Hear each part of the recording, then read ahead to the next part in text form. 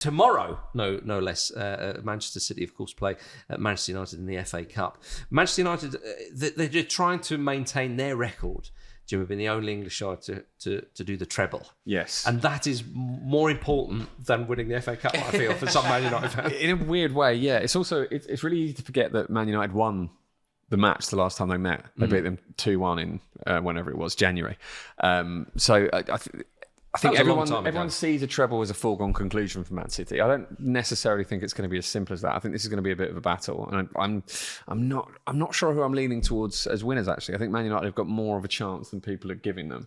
I really do. So, but Man City are still favourites, though. There's no two ways They are, about but that I don't think reasons. there is heavy favourites as people are making out. People are chatting like Man United are some sort of mid-table team that City are just going to steamroller. I think they've got more about them than that. FA Cup finals, don't they? They turn favourites into ultra favourites. Yeah. I think because of the magnitude of the occasion, really. And like, how many times have we seen 6-0s in FA Cup finals? But City Watford. It's the only one you can think of, really, off the top of your head, isn't it? I was doing my own personal research up at the Etihad. Not this again. Does this anything to do with football?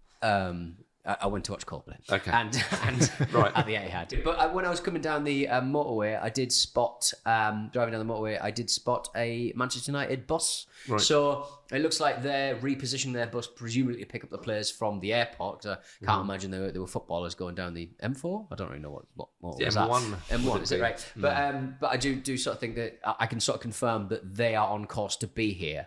I've not seen the Man City team or their team bus, so we know for certain the Man United bus is going to be here, and that's going to set them in good stead for the final. I've heard people have a go at us for not having insider information before. Yeah, ITKs, yeah. I understand. But so and Coldplay finished with Fix You, so they finished with they that. finished the set with Fix You. My goodness. How many encores did they do?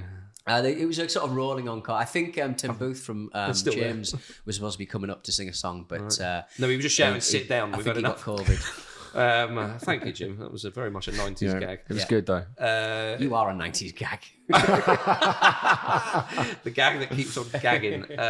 So the takeaway from that is that Manchester United will turn up for the final. Yeah, so they're 3-0 up in a way, aren't they? Yeah, they're up in a way. I sort of can't believe that I'd ever enter a reality where this sort of thing would sound plausible, but it would be funny if Man United won, wouldn't it? To junk the treble halfway through it. Isn't that a remarkable thing, Jim? How, if you go back 11, 12 years, it's now United that actually, and you said it, the last couple of times that they've played and going back a few seasons, they are the stone in the shoe of City, rather than the other way around. It's just so weird, isn't it? It is weird. But I tell you what is odd, though, is that Manchester United, if they win this game, be a cup double, qualifying for Champions League.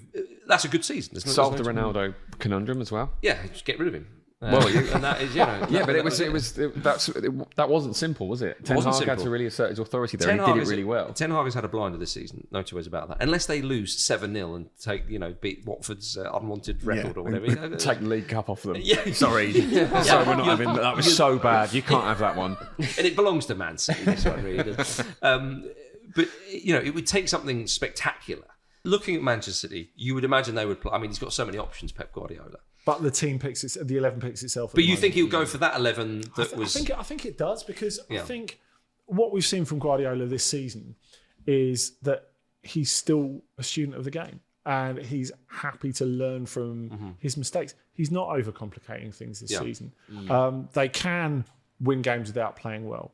They can win games without having possession, and they can win games playing bloody well as well. But they've got so many ways to get you. Haven't they? That's the issue. And that is, that's the point. That's the problem. That's the problem for the opposition, that he's not overthinking things. Well, maybe he's saving up some spectacular overthought for the Champions League. We haven't had the finals yet. That's why he got upset when Haaland handed out over that penalty. He's trying not to overthink, and then people are complicating things when they don't need to be complicated. You're tinkering and I'm not tinkering. I'm playing my part. I love it when you call him a student of the game, by the way, because he will always be a student. You can imagine if he was asked to do a keynote speak or something, at some, I don't know, whatever. He would stand up there and someone would ask a question and he'd be like, that's an amazing point.